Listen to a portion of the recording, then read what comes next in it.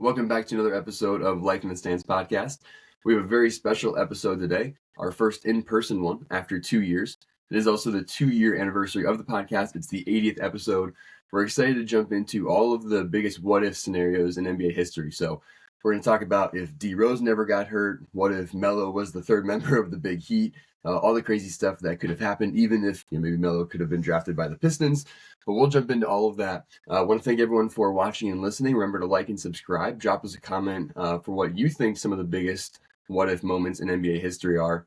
And with that, Bender, let's talk about D. Rose on the Bulls, because he looked very different pre- and post-injury. Had an MVP year, and then kind of fell off. Yeah, and he actually dropped off after the injury as well, and we'll get into that.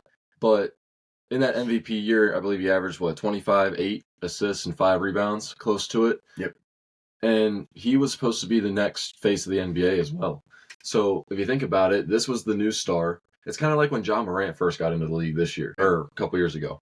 But D. Rose was leading his team, I believe, 1 seed in the playoffs and got hurt to the Sixers as well. That was the round he got hurt in the playoffs and just never returned to be the same person. And he was actually drawing attention from other free agents that we'll get into eventually. Yeah, I mean, the Bulls could have been that first super team. People don't really realize that. Obviously, they ended up being the Heat. And we say the first super team. You could even talk about the Celtics in 08 before that. But, I mean, after his injury, his points per game dropped by 10. He had like half the assists, almost half the rebounds. He was a 15 points per game scorer after the injury. He was a 25 point per game scorer before it. The team record with the Bulls was also crazy. When D. Rose played and he was actually healthy before his injuries, 94-27. So, that's up there with some of the best records that we've seen over a 2 or 3 season span when someone's playing with their team.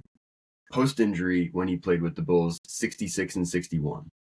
So the drop-off in not only his production, but also just the impact on team winning, it's crazy to see. And you mentioned Ja Morant. That's a really good comparison, but hopefully Ja Morant is able to stay consistently healthy. I know he's had some injury history already, but hopefully he can stay healthy and change the trajectory compared to what D. Rose saw a little bit. And I think the other comparison here that's non-basketball related is also like the medical field at the time.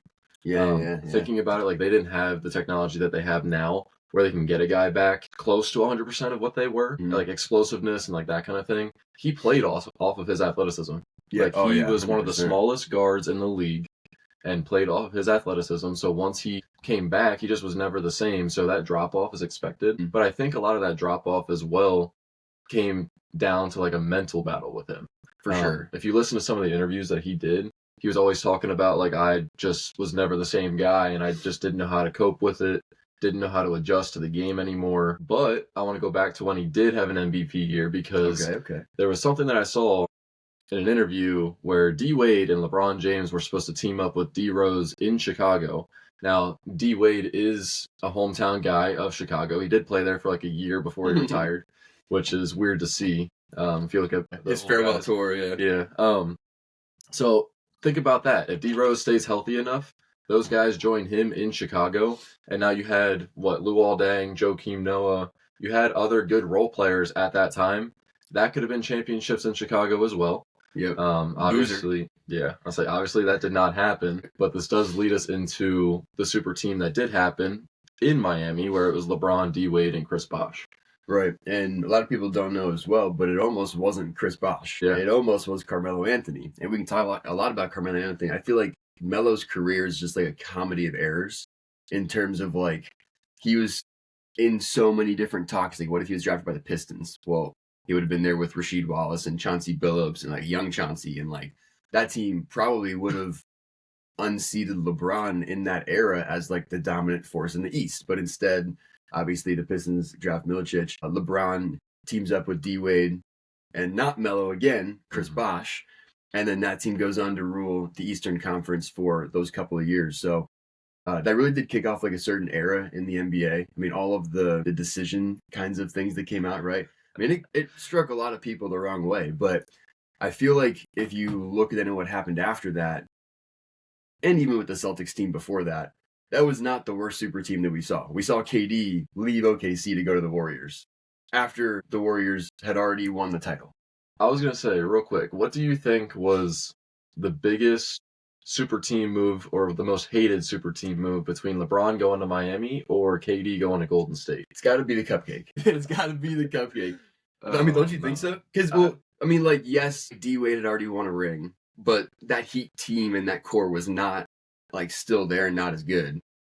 KD went and joined the team that won the finals literally the previous year.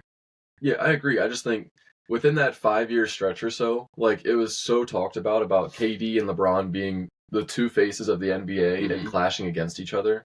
And I think what LeBron did going to Miami was the reason KD went to Golden State. Yeah. Because KD wanted enough rings to try and compete with LeBron.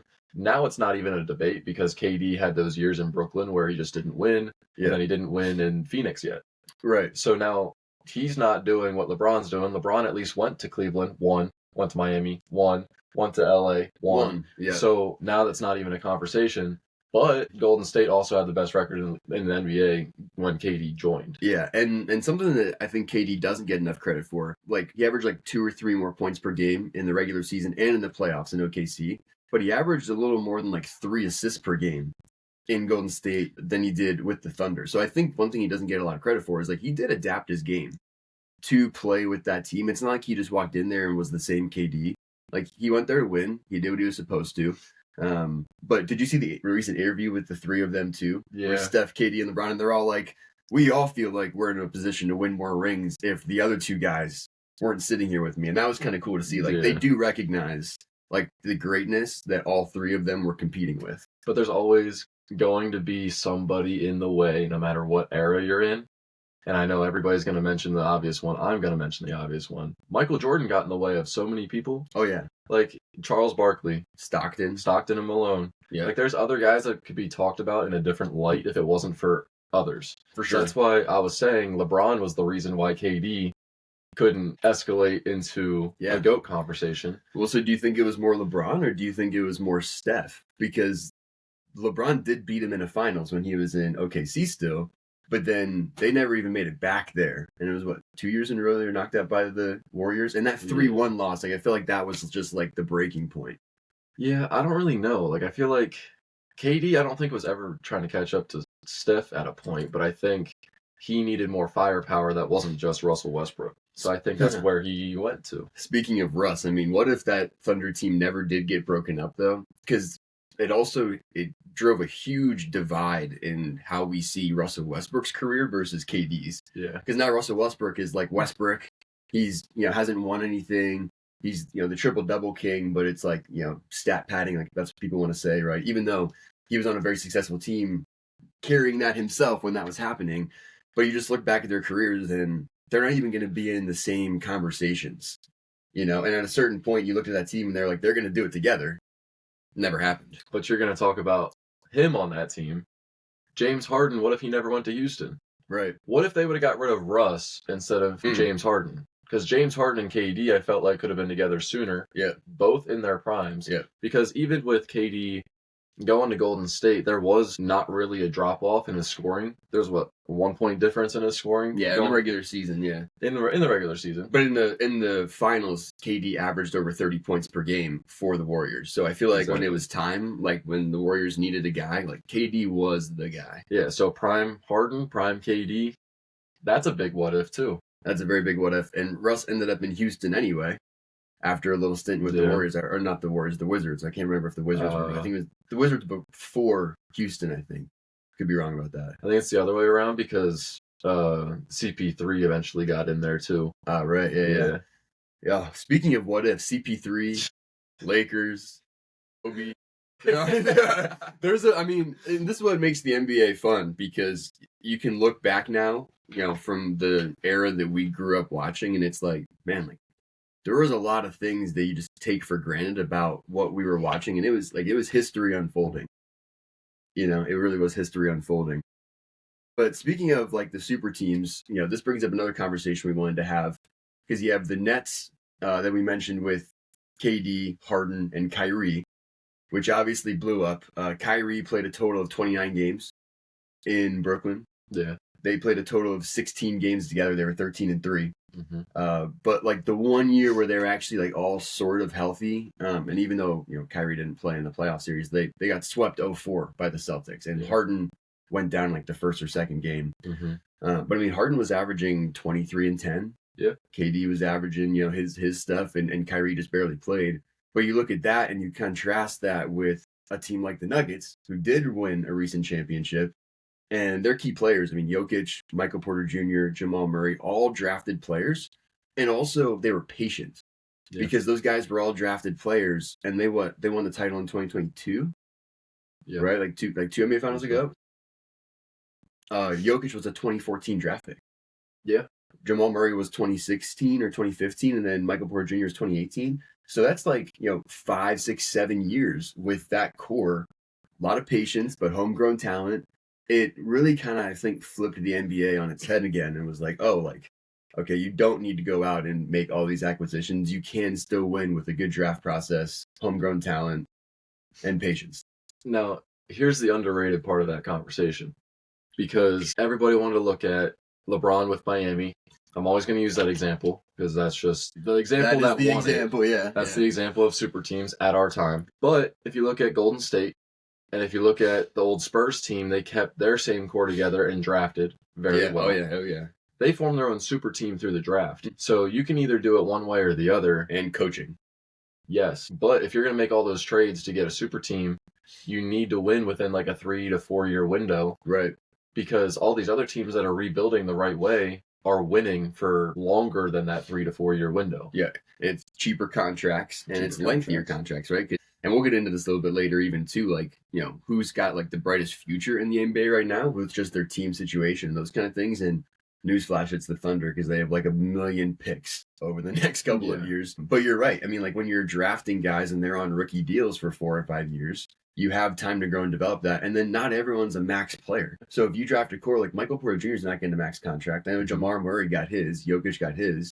But like that core is going to be able to stick together for a long time. Like the Aaron Gordon edition was really good, but that to me is like the one big free agent edition. Like maybe KCP, you could argue too, but those were relatively cheap guys. It's not like a LeBron was joining the Nuggets. But those rebuilding teams will always still need to go to free agency. But like the main core, the core 3 guys, because it's always a 3-headed monster. It's hard to win with 2 anymore.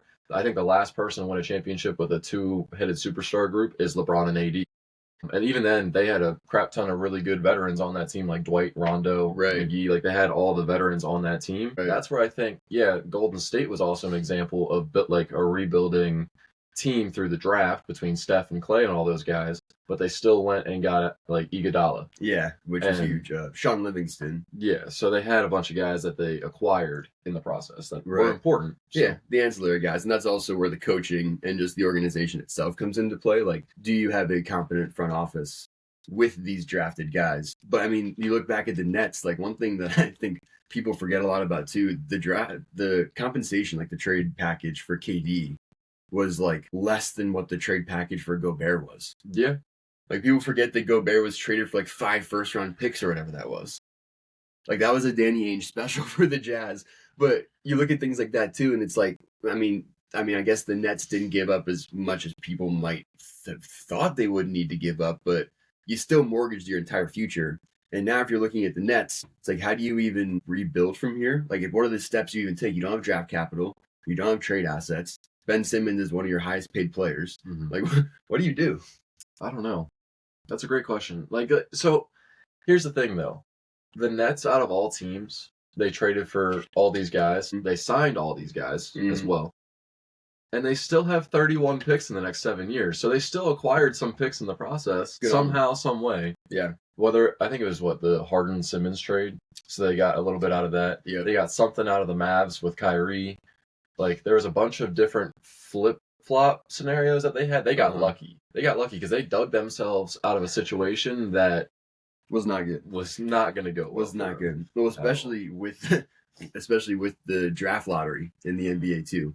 Yeah. I mean, that whole thing throws a wrench into any plans that you have because, I mean, the whole tanking idea, like if you're a bad team and you make bad decisions and then you have to mortgage your future and then you're frantically trying to recoup some of the picks that you might have lost, it's not even a guarantee that when you're at the bottom of the league, you're going to get a top pick. Yeah, and take the Pistons, for example. They can't ever get the number one pick, and they're always one of the worst teams. Right. Now, they're not going to be in that situation this year. I believe they're hovering around 500, but Mhm. we don't care about the Pistons on this show right about now, so let's move on. If Melo would have been there, if Melo was drafted there, Oh, we that's would care fair. about the Pistons right now because the Pistons would have, 2 or 3 more rings. LeBron wouldn't, and we'd be talking about Melo Versus LeBron. versus probably. LeBron Yeah. instead of KD versus LeBron, or even Melo versus KD. For all we know, yeah. So like that's just wild to think about. I mean, him on that Pistons team with young Chauncey, Rasheed Wallace, who's the other guy I'm thinking of with the face mask? Rip Hamilton. Yeah, Rip Hamilton. Prince was on that team. Prince, That's actually the Prince, reason. Prince being on that team was the reason they didn't want to draft him. Right, because they wanted to get the big guy. But wow. Anyway, let's kind of move on to who has the brightest futures. We mentioned this a little bit earlier, but you got a team like OKC. They have 15 first-round picks from now until 2029. This is on top of already having that core: Chet, SGA, Jalen Williams. Now you brought in like the pieces like Hartenstein and Caruso. You still got Lou Dort there. He's like the one expiring contract they have right now. I mean, that team, like if you're looking at the next 5 years, how are they not your favorite to win at least 2 or 3? Yeah, you said it best. How are they not your favorites? And I expect them to flip some of those picks into another player as well. Right. You can't have all that capital and use all of those picks for yourself at that point. Yeah. Now, I think they're looking for the right fit for that team. Like Caruso and Hartenstein are like hardworking, like grit and grind players that fit that team. They're like the Iguodala and the Zaza Pachulias of the Warriors. Oh, God, I would not say Zaza. Bogut. I hate that man. Sure. Bogut. Yeah, sure. Or even, the Kevon Looney even at that point. Yeah. Kevon Looney for sure. But then, I mean, you look at even like, all right, who's next in line besides the Thunder in terms of draft capital, like setting themselves up? You'd say probably the Magic, who have 7 first-round picks over the next 5 years. It has to be. And that's a dramatic drop-off from 15 to 7. Yeah. So it's 7's still a lot for a team that's a playoff team. Yeah, they already got Paolo. Franz is going off this year. Like, he's a legit number 2, it feels like, at this point. And then you still got, like, Suggs, who just signed him. I don't know if I would have given Suggs a max deal. Yeah. But they just signed Suggs to a max deal. The Magic have a really bright future as well.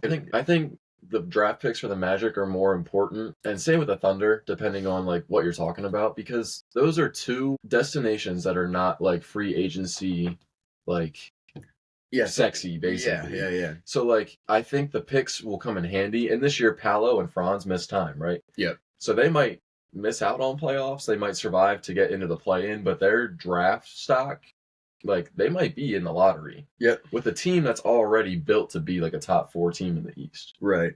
And I think too, when you start talking about that, the Magic feel much more likely to actually draft guys over the next couple of years and use those picks. Like you said earlier, you can't possibly draft 15 guys in the first round if you're the Thunder over the next 5 years. Like you just get so fatigued from that process. You're gonna spend at least, shoot 4 or 5 of those picks into something good, whether it's 2 players or like something's going on with that. You're not just gonna pick. They have 22 second round picks. Yeah, you're not gonna pick 22 second round players over the next 5 years. And a lot of that's gonna be like trading a couple second round picks for a guy that you can buy out and free up cap space for. Now that's going to be like a cap space opener for them, the second round picks, and those first round picks I imagine are going to be used to get that guy. Right. Now I don't want to see them make a move because they feel like they need to and they have that capital. And same with the Magic. Like you want to make sure you have the right fit. I don't want to see them go out and get a Zach LaVine because I don't know if he fits that team. Right. Just because he's available doesn't mean you trade for him. So in a perfect world, if you're the Thunder, who do you use those first round picks on? Depends on who's available. Yeah. And it depends on if you want another young guy to go with that core. What about Sacramento's having trouble right now, De'Aaron Fox? Do you think Fox and SGA would actually work well together? I mean, I think they could. I have a different thought. I mean, defensively, I wouldn't mind it either because they're both pesky. Both great ball handlers, might take some pressure off. I don't know. Agreed. Not the best fit, but... Okay, I'm going to say one thing and then I'll move on from it. All right. I think the guy, if they're going to go that route, that they should trade for, and they would have to get rid of Hartenstein, I think they should get Sabonis. Sabonis is a great big man passer, and they have a really good offensive pace and flow to that team that I think could help those guys, and they need rebounding help to go with Chet, and Sabonis can shoot. Yeah, so you're stretching the floor everywhere. You can almost like you could play Chet and Sabonis together, or you could just play them in back-to-back shifts and not change the offense at all. Because I know Chet, has a lot revolving around him because of his ball handling ability, his shooting ability as a big guy. Sabonis could do the same thing, so you could bring that guy off the bench because when Hartenstein comes in, it's a different offense. Like he's not Chet, right? And Sabonis fits that timeline with SGA and all those guys as well. Right. Yeah, he's right in there. He's right in there. All right, so we've kind of talked about some of the biggest what ifs, obviously, with Melo and KD and D Rose. Injuries really suck. It sucks also that Melo has not gotten a chance to win a ring or really be in the right situation. We talked about the super team area a little bit. Obviously, LeBron going and winning some championships, KD going and winning some championships, but then the Nuggets coming back and saying, no, you can still do it the right way in the draft. Yeah. We've talked about some of the brightest futures now. Who do you think, though, is the guy in the NBA over the next era? Because it's been the LeBron era, and then I feel like it's been the Steph era. And now the NBA is kind of searching, like, is it Anthony Edwards? Is it SGA? There's a lot of parity going on. Right, like, who is really going to be the guy? One thing I would like to add is that over the next 5 years, you're going to see KD, LeBron, and Steph all retire. Yep. More than likely. Which forces that new era, which will belong to Wemby. So Wemby's the pick. So we're not going to elaborate on this either. So we'll be paying attention to the comments and everything. Make sure you let us know down below who you think is the next face of the NBA. Jake says Wemby. I'm going to say it's Luka. Okay. So we can both take that to the next episode. And with that, it's been another episode of Life in the Stands podcast. Really want to thank everyone again for watching and listening. It's been 2 years we've been doing the podcast, 80th episode. So crazy to look back on all the growth and all the support. Really appreciative. Anything before we see him on the next episode? No, just stay tuned for everything else. We got a lot planned for y'all.